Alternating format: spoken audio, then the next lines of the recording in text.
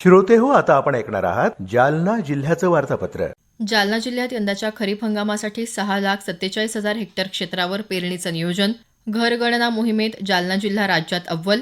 आणि Jalna multi model logistics पार्कमध्ये पहिल्या कंटेनर रेकची यशस्वी चाचणी. औद्योगिक विकासाला नवी चालना. या आणि इतर घडामोडींविषयी आमचे वार्ताहर बाबासाहेब मस्के यांनी पाठवलेली ही माहिती. मृग नक्षत्राला सुरुवात झाल्यामुळे जिल्ह्यातल्या शेतकऱ्यांची खरीप हंगामातली पेरण्यांची तयारी अंतिम टप्प्यात आली आहे.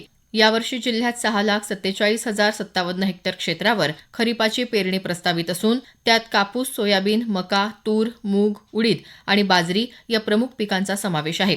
यामध्ये 2,87,859 हेक्टरवर कापूस, 2,16,000 हेक्टरवर सोयाबीन, 61,399 हेक्टरवर मका, सुमारे 53,000 हेक्टरवर तूर, 13,567 हेक्टरवर मूग, 7,000 हेक्टरवर उडीद तर 4,634 हेक्टरवर बाजरीची पेरणी अपेक्षित आहे. हवामान विभागानं यंदा सरासरीपेक्षा कमी पावसाचा अंदाज व्यक्त केला आहे. घनसावंगी आणि अंबड तालुक्यातल्या काही भागात हलक्या ते मध्यम स्वरूपाचा पाऊस झाला. दरम्यान शेतकऱ्यांनी घाई न करता किमान 100 मिलीमीटर पाऊस झाल्यानंतरच पेरणी करावी असं आवाहन कृषी विभागानं केलं आहे. बोगस बियाण्यांच्या विक्रीला आळा घालण्यासाठी कृषी विभागानं विशेष उपाययोजना आखल्या असून जिल्हा स्तरावर 1 आणि तालुका स्तरावर 8 भरारी पथकं कार्यरत करण्यात आली आहेत. ही पथकं बियाणे विक्री केंद्रांची तपासणी करून शेतकऱ्यांची फसवणूक रोखण्यासाठी दक्षता घेणार असल्याचं जिल्हा कृषी अधिकारी गहिनीनाथ कापसे यांनी सांगितलं. खरीप हंगामासाठी जिल्ह्याला 1,306 कोटी रुपयांचं पीक कर्ज वाटपाचं उद्दिष्ट आहे. मात्र थकीत पीक कर्जामुळे नवीन पीक कर्ज घेणाऱ्या शेतकऱ्यांचं प्रमाण खूपच कमी आहे. परिणामी 31 मे पर्यंत जिल्ह्यात केवळ 24,074 शेतकऱ्यांना 139 कोटींचं पीक कर्ज वाटप झालं आहे. हे प्रमाण एकूण उद्दिष्टाच्या केवळ 10% इतकंच आहे. शेतकऱ्यांनी नवीन पीक कर्जासाठी बँकांशी संपर्क करावा असं आवाहन जिल्हा अग्रणी बँकेचे व्यवस्थापक मंगेश केदार यांनी केलं आहे. जनगणना 2027 अंतर्गत सुरू असलेल्या घरगणना कार्यक्रमात जालना जिल्ह्यानं राज्यात प्रथम क्रमांक पटकावत उल्लेखनीय कामगिरी केली आहे. 16 मे ते 14 जून 2026 या कालावधीत राबवण्यात येत असलेल्या या मोहिमेत राज्यस्तरीय आढाव्यानुसार जिल्ह्यातल्या एकूण 2,863 HLB पैकी 2,708 HLBचं काम पूर्ण झालं आहे. जिल्ह्यानं तब्बल 94.59% प्रगती साधली आहे. जालना जिल्ह्याच्या औद्योगिक आणि लॉजिस्टिक क्षेत्रासाठी ऐतिहासिक ठरणाऱ्या मल्टी मॉडेल लॉजिस्टिक्स पार्क अर्थात ड्राय पोर्ट प्रकल्पात पहिल्या ट्रायल कंटेनर रेकचं नुकतंच यशस्वी आगमन झालं.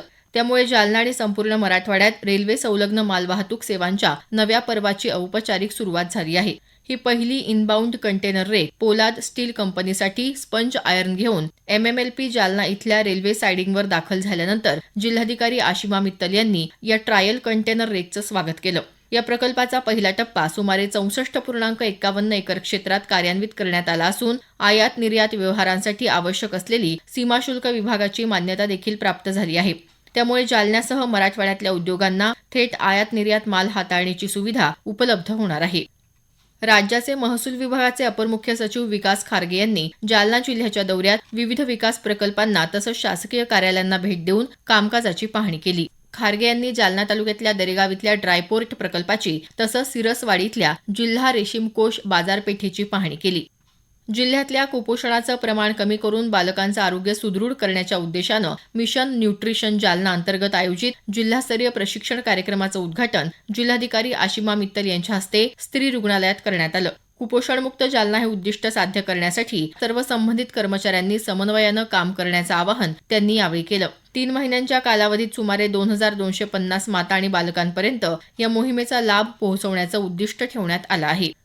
जागतिक सायकल दिनानिमित्त जालना जिल्हा प्रशासनाच्या वतीनं आयोजित करण्यात आलेल्या सायकल रॅलीला नागरिकांचा उत्स्फूर्त प्रतिसाद लाभला. या रॅलीला जिल्हाधिकारी आशिमा मित्तल यांनी हिरवा झेंडा दाखवून प्रारंभ केला.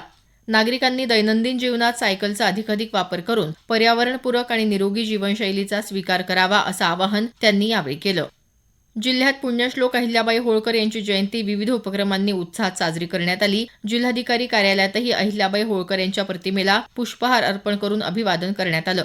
तसंच स्वातंत्र्यवीर विनायक दामोदर सावरकर यांची जयंतीही जिल्ह्यातल्या शासकीय कार्यालयांसह पक्ष संघटनांकडून उत्साहात साजरी करण्यात आली. छत्रपती शिवाजी महाराज यांच्या राज्याभिषेक दिनही जिल्ह्यात विविध उपक्रमांनी उत्साहात साजरा करण्यात आला. जालना जिल्ह्याचं वार्तापत्र आताच आपण ऐकलं. या वार्तापत्राचे लेखक होते बाबासाहेब म्हस्के. जिल्हा वार्तापत्राचा हा कार्यक्रम आकाशवाणी छत्रपती संभाजीनगर केंद्राच्या प्रादेशिक वृत्त विभागानं सादर केला.